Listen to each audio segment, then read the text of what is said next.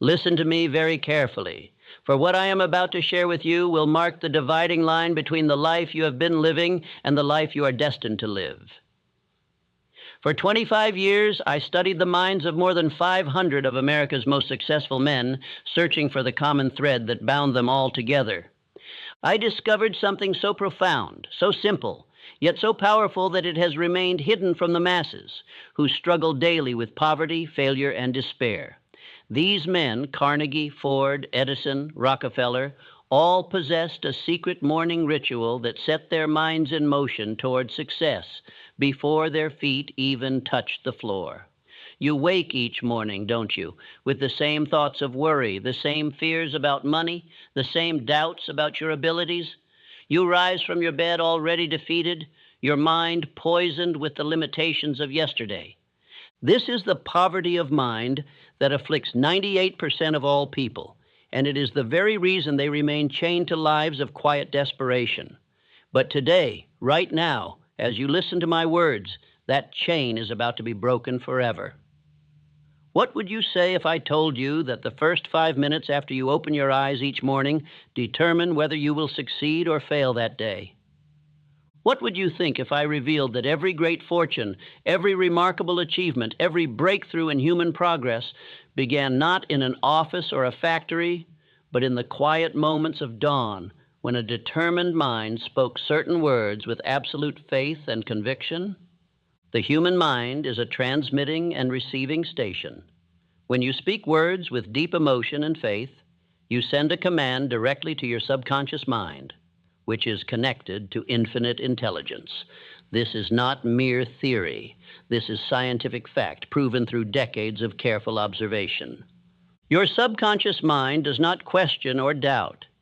It simply accepts what you tell it with feeling and begins immediately to manifest it in your physical world. Andrew Carnegie understood this principle. Each morning, before the sun painted the sky, he would stand before his window and speak his intentions for the day with such power that his very presence commanded respect from all who met him. Thomas Edison knew this secret. In the quiet of his laboratory, before beginning his work, he would affirm his connection to the infinite source of all knowledge. Rockefeller, Ford, Schwab, they all began their days not with the newspaper or idle chatter, but with deliberate, purposeful words that programmed their minds for victory. For too long, you have been the victim of your own mental laziness. You have allowed your mind to run wild like an untamed horse, carrying you wherever fear and doubt wish to take you. But the 11 phrases I am about to give you are like a bridle and bit for that wild horse. They will give you mastery over your own mind, and through that mastery, control over your entire life. These are not merely positive thoughts or empty affirmations. These 11 phrases contain the concentrated essence of success philosophy, distilled from the actual practices of men who built empires from nothing, who transformed entire industries, who left their mark on history. Each phrase is a key that unlocks a different door in your subconscious mind. Together, they form a master key that opens the vault of unlimited achievement. The transformation that awaits you requires only 2 things. First, that you speak these phrases every single morning without fail, and second, that you speak them with absolute faith and burning emotion. The words without the feeling are dead. But when you combine these words with the fire of belief, you set in motion forces that will reshape your entire existence. Prepare yourself, for you are about to learn the morning ritual that separates the masters of life from its victims. I am the master of my fate.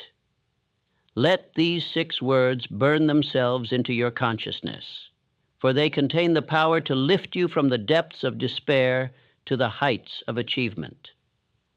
I once knew a man who had lost everything: his business, his savings, his confidence.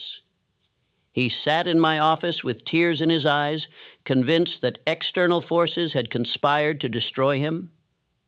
I gave him only these 6 words and told him to repeat them every morning with the force of his entire being.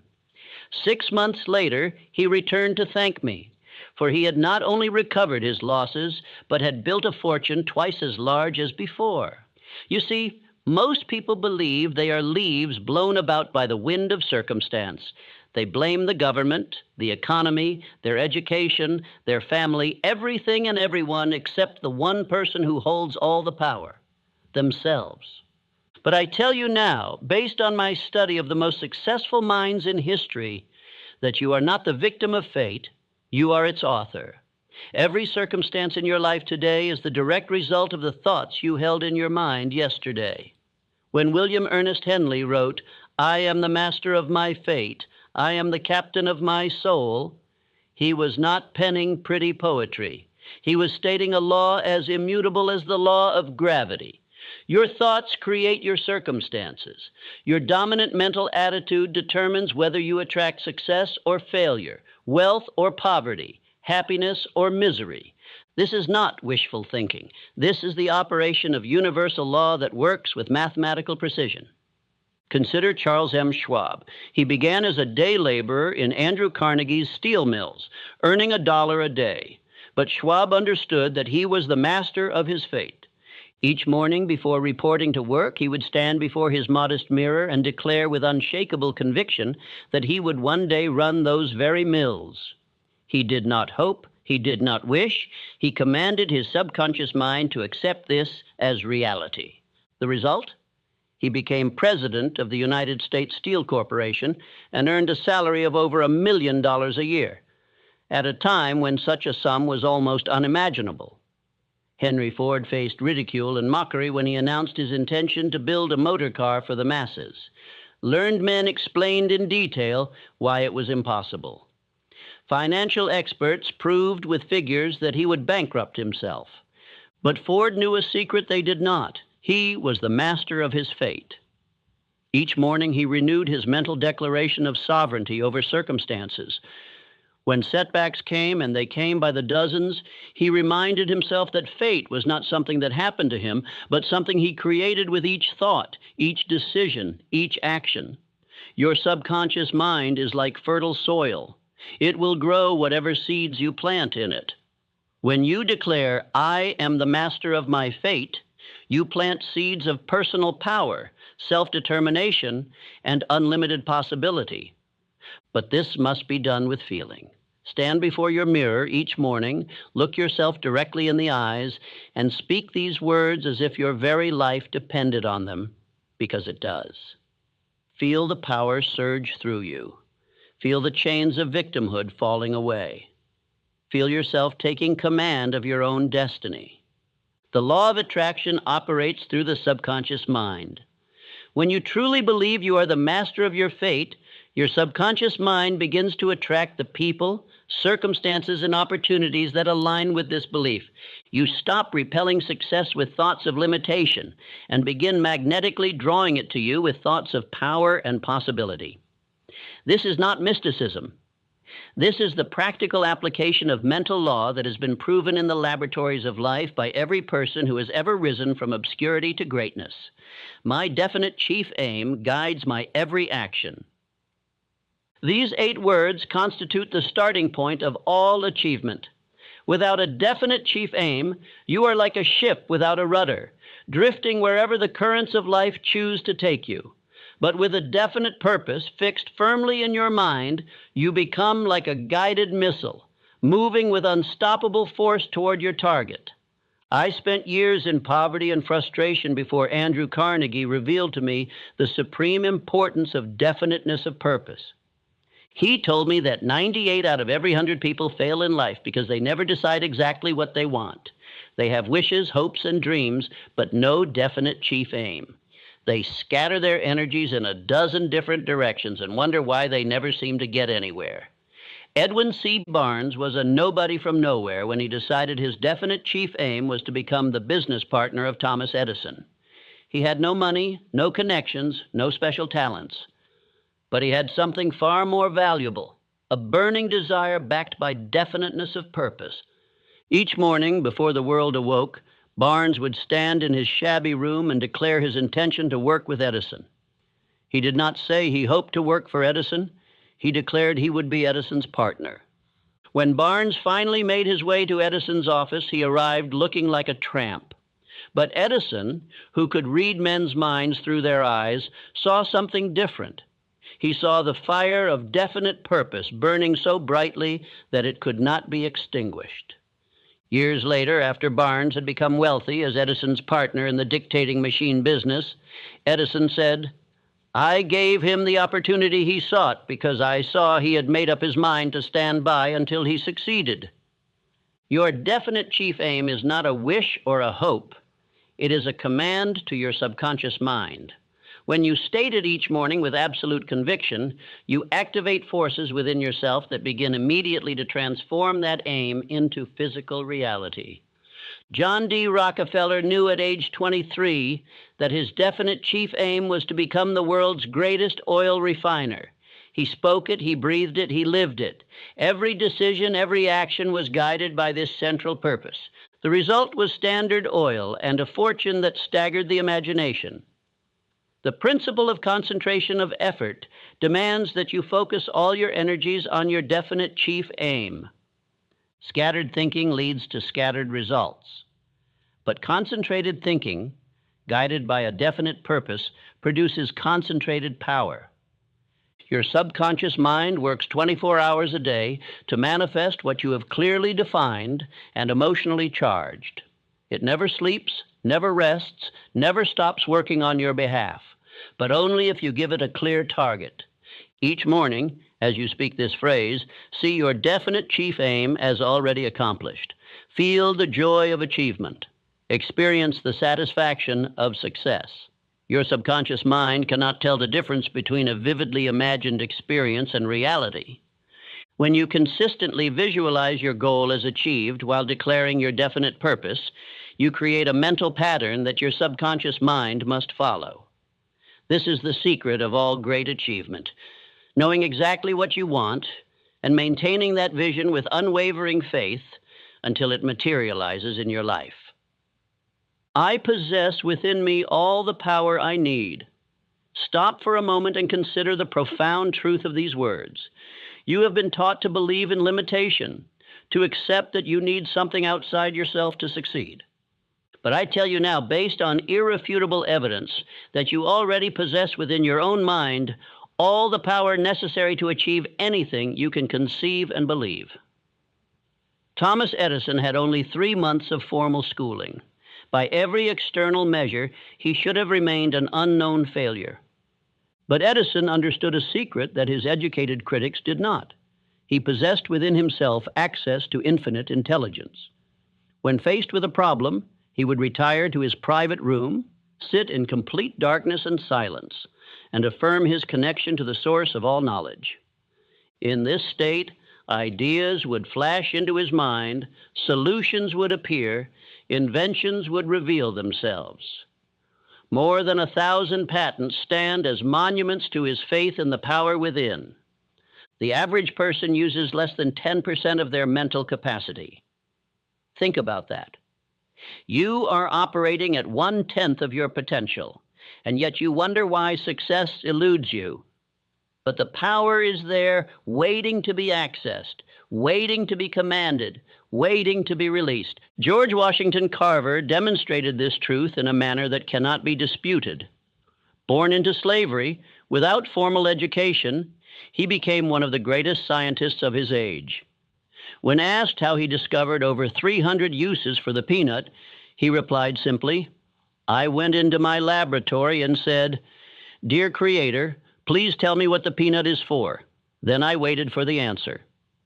Your subconscious mind is connected directly to infinite intelligence, the source of all knowledge, all power, all solutions.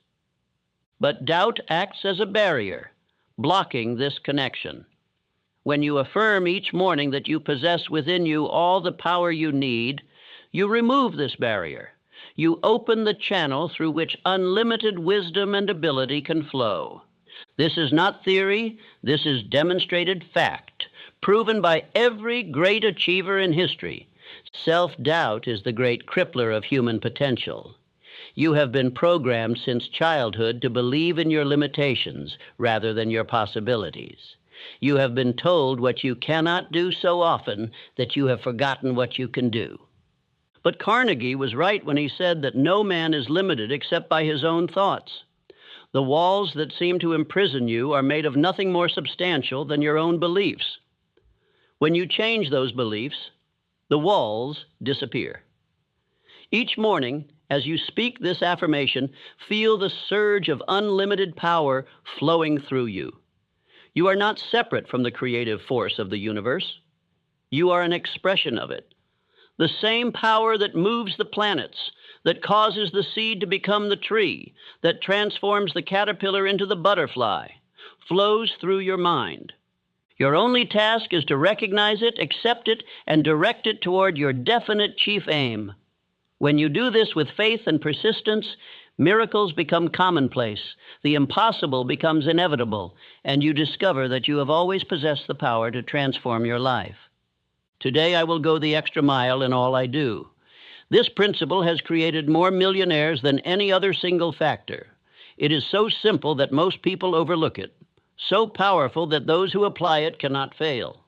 Yet the majority of people do only what they are paid to do, only what is required, only what they must. And then they wonder why opportunity passes them by. Charles M. Schwab was once asked by Andrew Carnegie to manage a steel mill that was losing money. The other managers had failed to turn it around despite their best efforts. Schwab took the job with one condition: that he be allowed to manage it his way. His way was the principle of going the extra mile. He worked not 8 hours, but 12, not because he was paid for the extra time, but because he was determined to render more service than required. He insisted that every employee under him adopt the same principle. Within 1 year, that failing mill became the most profitable in the entire Carnegie system. Schwab's reward? A bonus of $1 million for a single year's work, in an era when $1,000 was a fortune. The law of increasing returns governs all of nature and all of human activity. When you give more than is expected, you receive back more than you gave. This is not sentiment. This is mathematical law. The farmer who tends his crops with extra care receives an extra abundant harvest. The merchant who provides extra service builds a loyal customer base. The employee who does more than required inevitably rises to positions of greater responsibility and reward. Most people approach their work with the attitude of, how little can I do and still get by? They watch the clock, resent extra assignments, and complain about their pay. These are the people who remain at the bottom all their lives, bitter and resentful, never understanding that they are the authors of their own poverty. They violate the basic law of success and then blame everyone but themselves for their failure. Going the extra mile is not about working yourself to exhaustion. It is about bringing quality, enthusiasm, and excellence to everything you do. It is about looking for ways to increase your service, improve your skill, and add value wherever you are. When you adopt this principle, you stand out from the mediocre masses like a beacon in the darkness. Opportunities seek you out. Promotion becomes inevitable. Success becomes not a matter of if, but when. Andrew Carnegie built his entire fortune on this principle. He promoted only those who demonstrated the habit of going the extra mile. He paid them not for what they did, but for their willingness to do more than they were paid for. Every person in his organization who rose to wealth and prominence did so by rendering extra service. This was not favoritism. This was the recognition of an immutable law of success. Each morning, when you declare your intention to go the extra mile, you program your mind to look for opportunities to exceed expectations. Your subconscious mind begins to generate ideas for improving your service. You develop the reputation of being someone who can be counted on to deliver more than promised. This reputation becomes your most valuable asset, worth more than money in the bank, because it guarantees that you will never lack for opportunities to prosper. I attract wealth through service to others. Here is a truth that destroys forever the false belief that success comes through taking advantage of others. Every great fortune, without exception, has been built on a foundation of service. The size of your reward in life will always be in direct proportion to the amount and quality of service you render to others.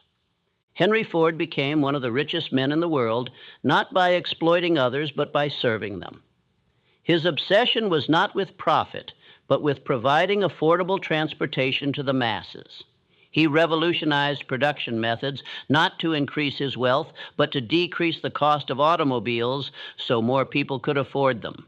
The fortune that flowed to him was the natural result of the service he rendered to millions.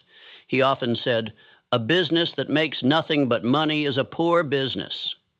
Money is nothing more than a symbol of service rendered. It flows to those who provide value to others and away from those who seek only to take. This is the law of compensation in action, and it operates as reliably as the law of gravity. You cannot violate it without suffering the consequences. Every person who has tried to gain wealth without providing equivalent service has ultimately failed, while every person who has focused on service has ultimately prospered. Consider Frank W. Woolworth. He built his fortune on the simple idea of serving people who had only nickels and dimes to spend. While other merchants ignored these customers as unprofitable, Woolworth saw an opportunity to serve. He created stores where people of modest means could shop with dignity and find quality goods at prices they could afford. His 5 and 10 cent stores served millions and made him one of the wealthiest men in America. J.P. Morgan accumulated his vast fortune not through manipulation, but through organization. He saw that American industry needed capital and structure to grow. He organized railroads, steel companies, and banks in ways that served both investors and the public.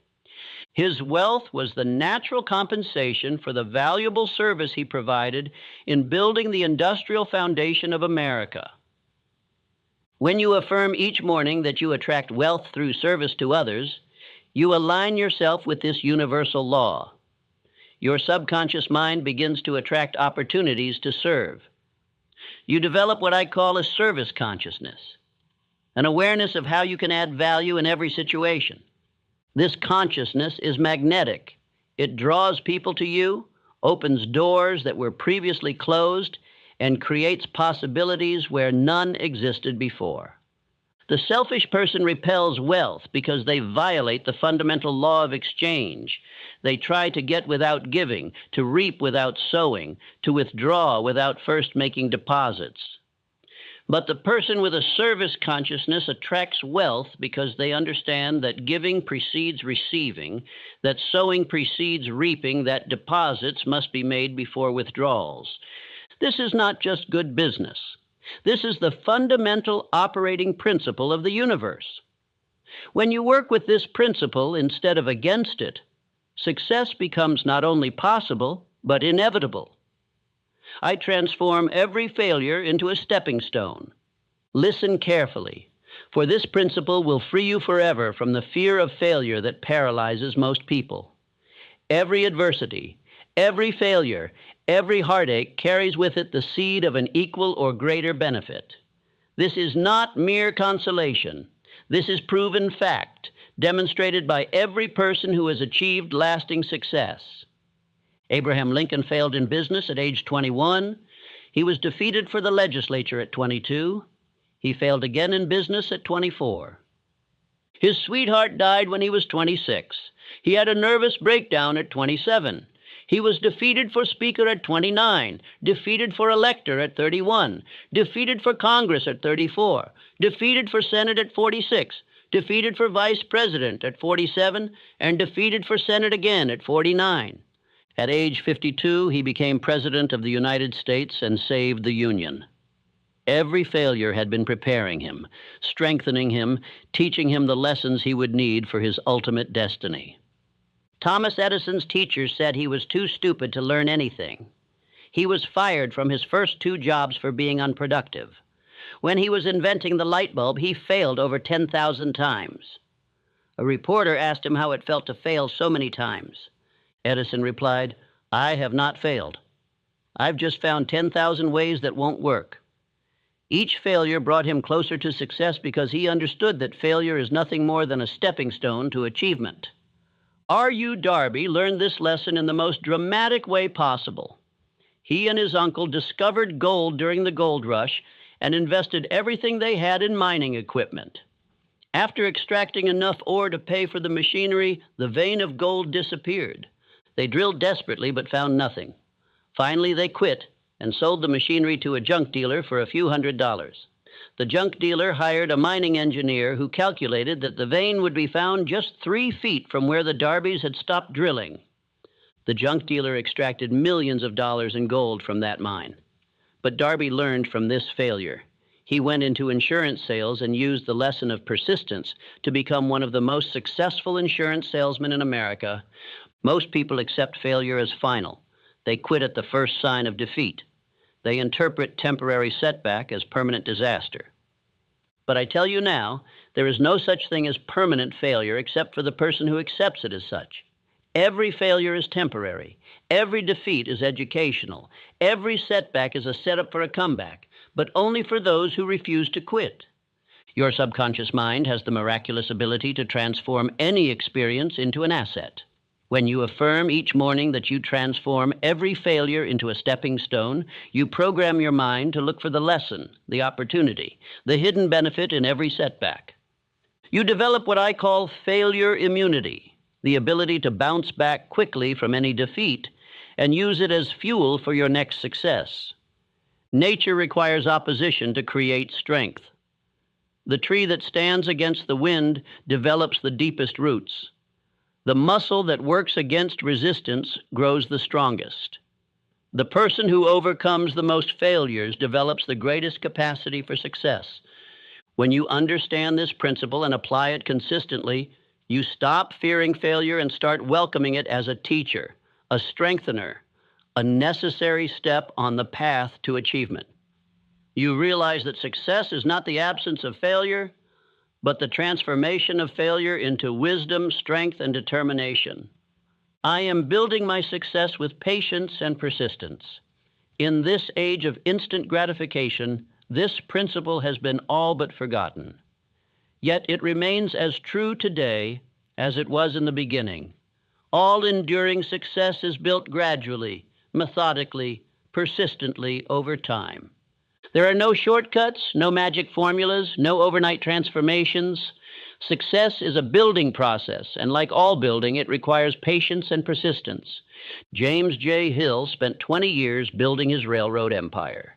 For 2 decades, he laid track through wilderness, overcame countless obstacles, faced financial ruin repeatedly, and endured the mockery of those who called his project Hill's Folly. But Hill understood that great achievements require time to mature. He persisted when others would have quit, remained patient when others would have rushed, and continued building when others would have abandoned the project. The Great Northern Railway became one of the most successful transportation systems in America, and Hill became one of the wealthiest men of his era. The principle of compound returns applies not only to money, but to personal development. Each day that you persist in your efforts, you add to your foundation. Each small improvement builds upon the last. Each lesson learned makes the next one easier. This compounding effect is invisible at first, which is why most people quit before they see results. But those who persist eventually reach the tipping point where all their accumulated efforts suddenly produce dramatic results. Marshall Field understood this principle.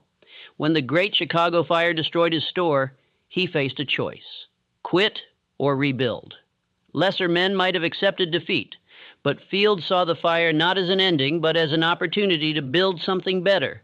He rebuilt with patience and persistence, creating not just a store, but a retail empire that bore his name for over a century.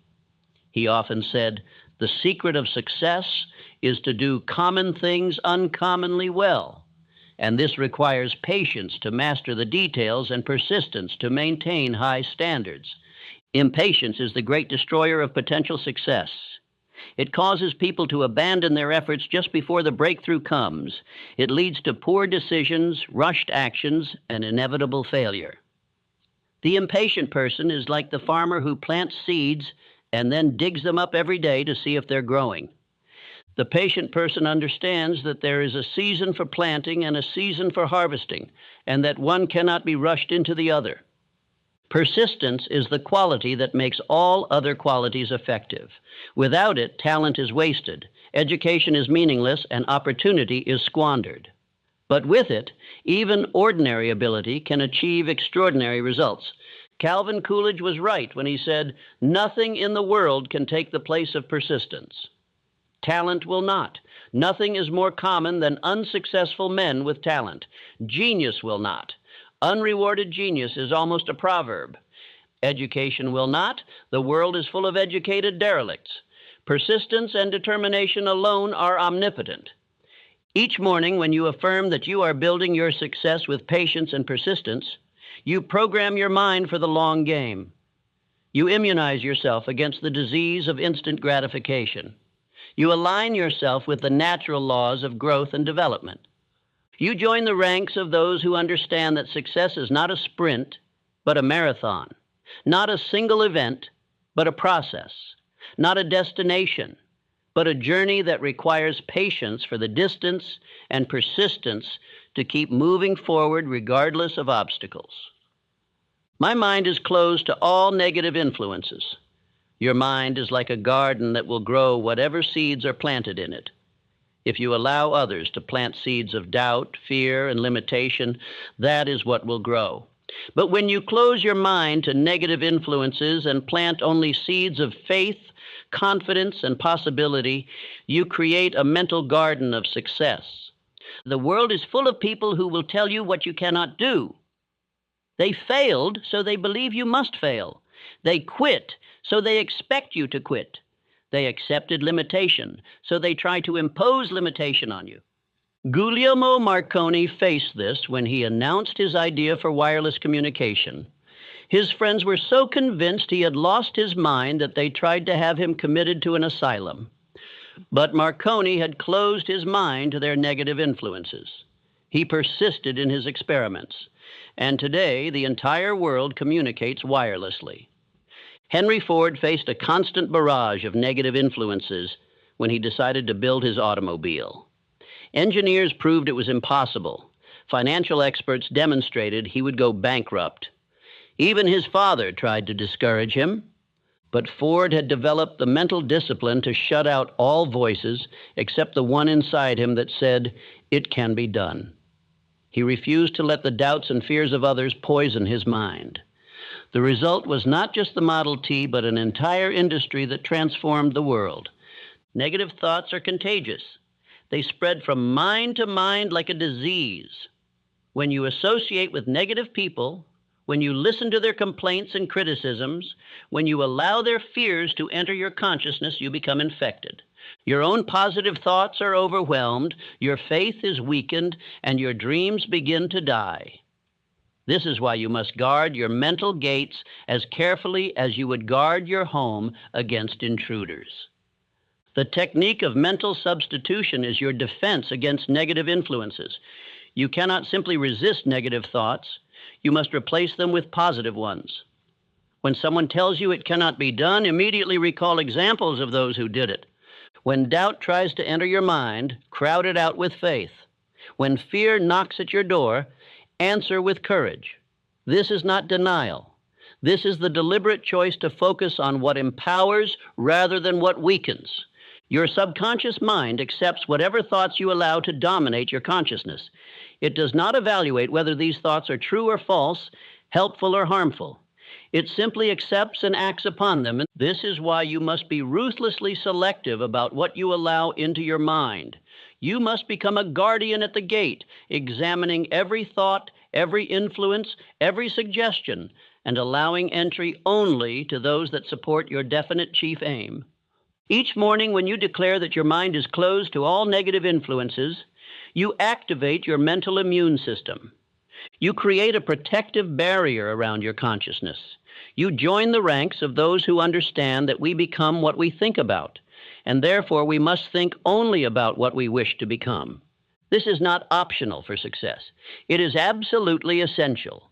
The person who allows negative influences to dominate their thinking is defeated before they begin. I give thanks for this day and its opportunities. Gratitude is not merely a pleasant emotion. It is a magnetic force that attracts more of what you appreciate. This is a law of mind as reliable as any law of physics. What you focus on with emotion expands.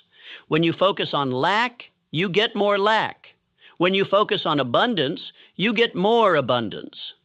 Gratitude is the master key that shifts your focus from what is missing to what is present. John D. Rockefeller began each day with thanksgiving, even when he was a struggling bookkeeper earning less than $1 a day.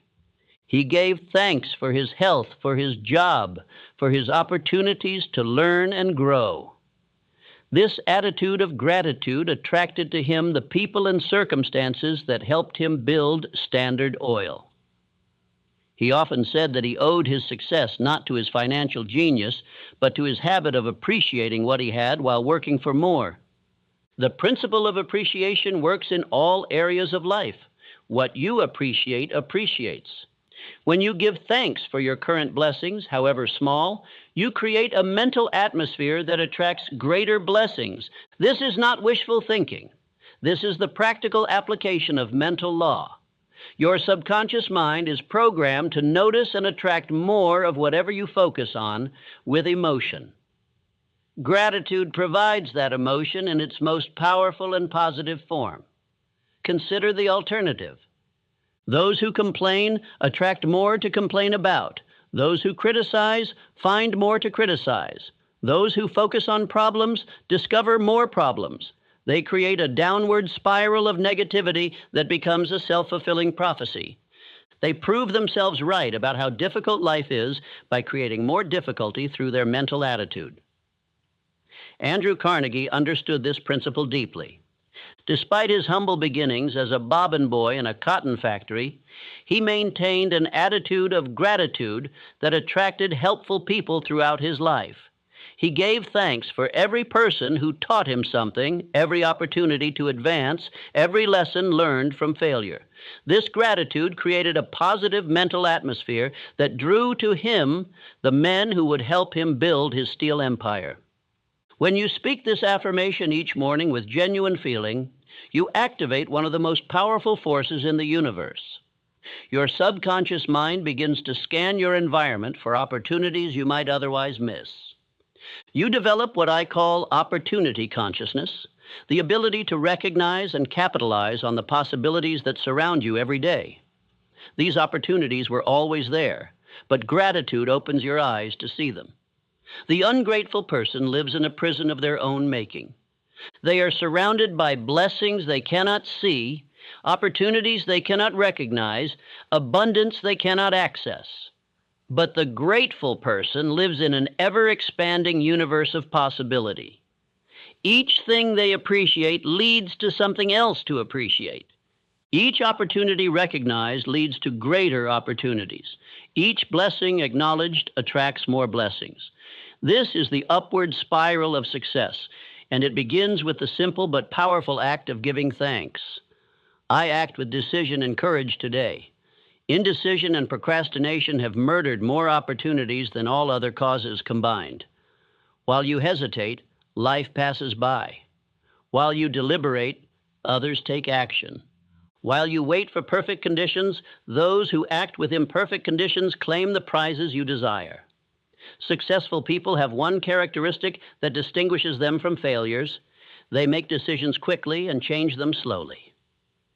Napoleon Bonaparte attributed his military genius to one thing.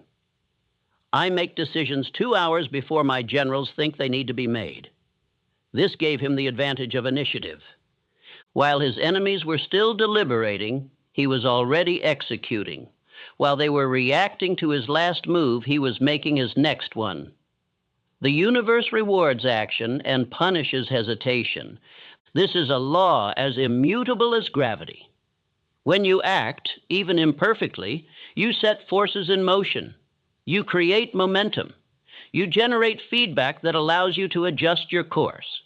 But when you hesitate, you create nothing but stagnation. You generate only regret. You attract nothing but missed opportunities.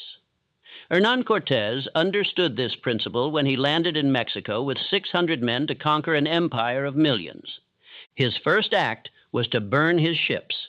This left his men with only two choices: victory or death. There was no possibility of retreat, no option for second thoughts, no room for hesitation. This decisive act transformed ordinary men into conquerors. They had to succeed because failure was no longer an option. Fear is the parent of indecision. You hesitate because you fear making the wrong choice. But here is the truth that will set you free. There are no wrong choices, only lessons. Every decision, even those that lead to temporary setback, provides valuable experience. The only truly wrong choice is no choice at all. The person who makes a decision and acts upon it, even if it proves incorrect, is infinitely better off than the person who makes no decision and remains stuck in place. Theodore Roosevelt built his entire life on the principle of decisive action.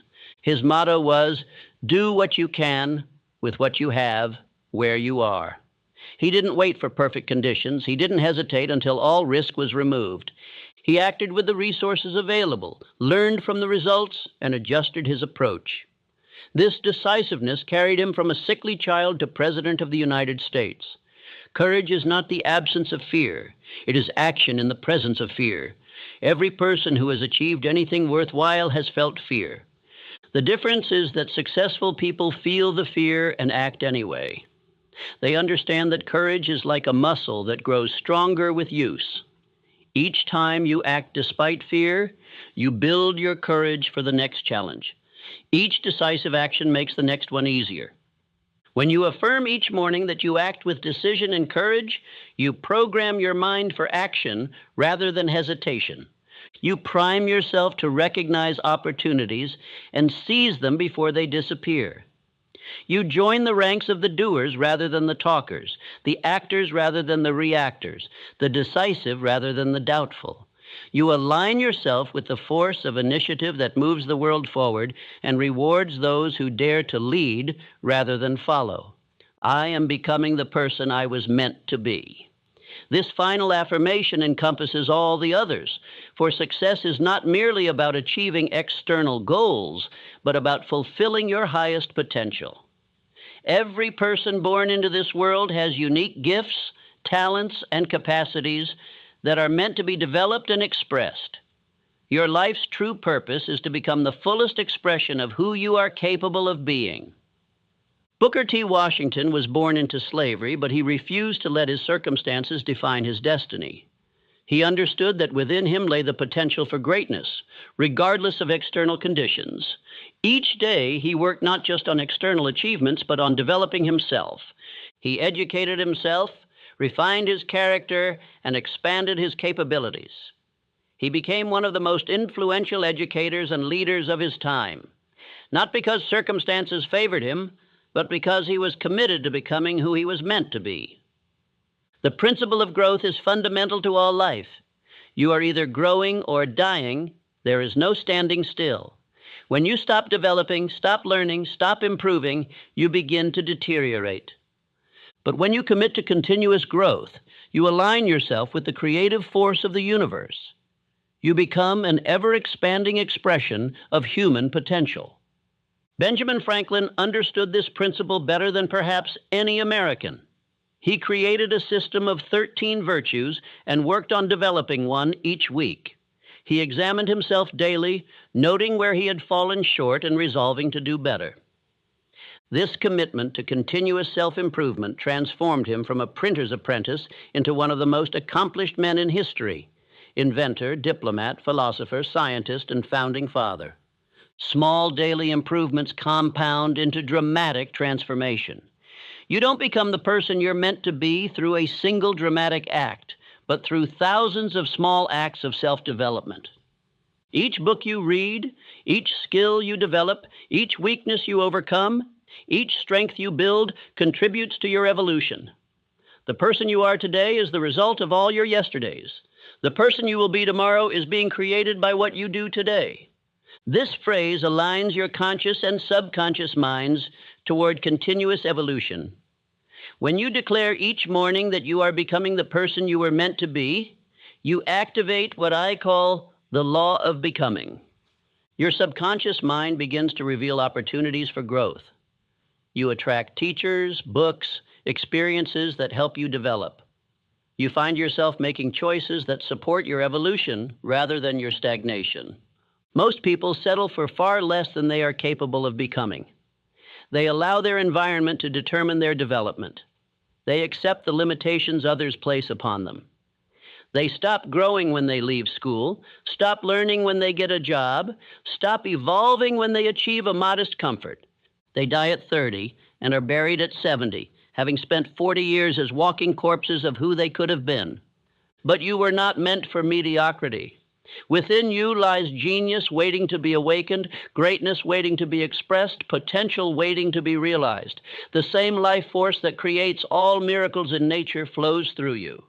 Your only task is to cooperate with this force, to remove the barriers of doubt and fear and limitation that prevent its full expression through you.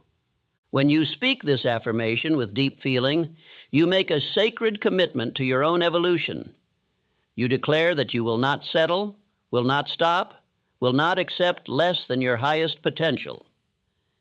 You join the ranks of those who understand that life is a journey of becoming, and that the joy is not in reaching some final destination, but in the continuous unfolding of your capabilities. You align yourself with the creative intention that brought you into existence, and you promise to honor that intention by becoming all that you were meant to be. Now, let me share with you the sacred ritual that will transform these 11 phrases from mere words into living forces in your life. This is not a casual practice to be done half-heartedly while you rush through your morning. This is a deliberate act of mental programming that requires your full presence and participation. Rise each morning at least 30 minutes before you must begin your daily activities. This time is not negotiable. If you are not willing to invest 30 minutes in your own transformation, then you are not serious about success. The men who built great fortunes and achieved lasting success all understood that the first hour of the day belongs to mental preparation. They would no more begin their day without this preparation than a warrior would enter battle without his weapons. Find a private place where you will not be disturbed. This is crucial. The subconscious mind requires concentration to receive new programming. Interruptions break the connection and weaken the effect. Lock the door if necessary. Inform your family that this time is sacred. Guard it as you would guard your most precious possession, for indeed it is. Stand before a mirror and look directly into your own eyes. This is important. The eyes are the windows of the soul, and when you speak to yourself while maintaining eye contact, you create a powerful circuit of communication between your conscious and subconscious minds. Many people find this uncomfortable at first because they have never truly looked at themselves. Persist through any discomfort. This direct communication with yourself is essential for transformation. Speak each phrase aloud with all the emotion and conviction you can summon. The words without feeling are dead. Your subconscious mind responds not to the words themselves, but to the emotional vibration behind them. When you say, "I am the master of my fate," feel the power of that truth surging through you. When you declare, "My definite chief aim guides my every action," see your goal as already achieved and feel the joy of accomplishment. This emotional intensity is what drives the words deep into your subconscious mind, where they can take root and grow. Repeat each phrase 3 times before moving to the next. The first time, speak it to establish the thought. The second time, speak it with increased emotion to deepen the impression.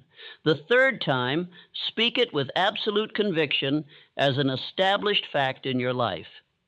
This repetition with increasing intensity creates the neural pathways that transform thought into habit, habit into character, and character into destiny. After speaking all 11 phrases, remain quiet for 5 minutes. This is the period of impression when your subconscious mind absorbs and begins to process what you have declared. Do not think of problems or plans during this time. Simply remain in a state of quiet expectancy, knowing that the seeds you have planted are already beginning to germinate in the fertile soil of your subconscious mind. The transformation will not happen overnight. Your subconscious mind has been programmed by years of negative conditioning, and it requires at least 30 days of consistent practice to establish new patterns. Miss a single day during these first 30 days, and you must begin again. This is not punishment, but simple recognition of how the mind works. Consistency is essential for creating new neural pathways. After 30 days, the practice will begin to feel natural. After 60 days, you will notice changes in your thinking and behavior. After 90 days, others will begin to comment on the transformation they see in you. After 6 months of faithful practice, you will be a different person, not in your essential nature, but in your expression of that nature.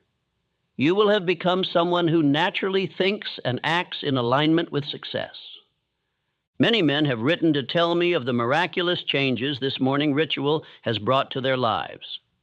A salesman who could barely earn enough to feed his family became the top producer in his company.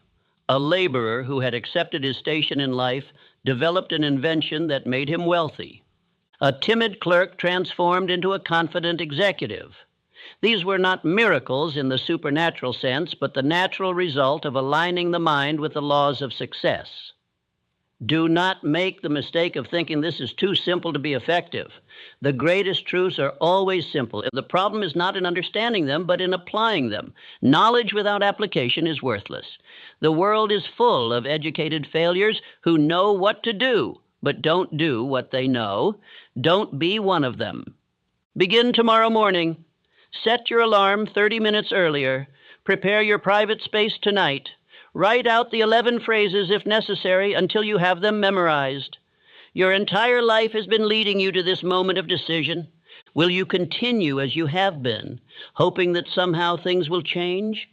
Or will you take command of your own mind and create the change you desire? The choice is yours, but understand this. If you do not take control of your mental programming, others will program you for their purposes. If you do not design your own life plan, you will fall into someone else's plan, and guess what they have planned for you? Not much. I close with this final thought. You now possess the morning ritual that has transformed ordinary men into extraordinary achievers. You have the same 24 hours each day that Carnegie had, that Ford had, that Edison had. The only difference between you and them is how you use the first 30 minutes after you awaken. They use this time to program their minds for success. Will you? The chains that have bound you to mediocrity are already beginning to weaken. Tomorrow morning you will speak the words that will break them forever. Tonight, as you prepare for sleep, know that you are about to embark on the greatest adventure of your life, the journey from who you are to who you were meant to be. The universe is waiting to respond to your new commands. Your subconscious mind is ready to receive new programming. Your future success is calling to you from tomorrow's dawn. Rise early, speak boldly, believe completely, act decisively, persist relentlessly. This is the way of those who transform their lives from failure to success, from poverty to riches, from nobody to somebody. You now know the secret. The only question that remains is, will you use it? The decision you make in the next 24 hours will determine the direction of the rest of your life. Choose wisely. Choose courageously. Choose success. Begin tomorrow morning with the 11 phrases that will change your life forever. I have given you the keys to the kingdom of achievement. Now it is up to you to use them.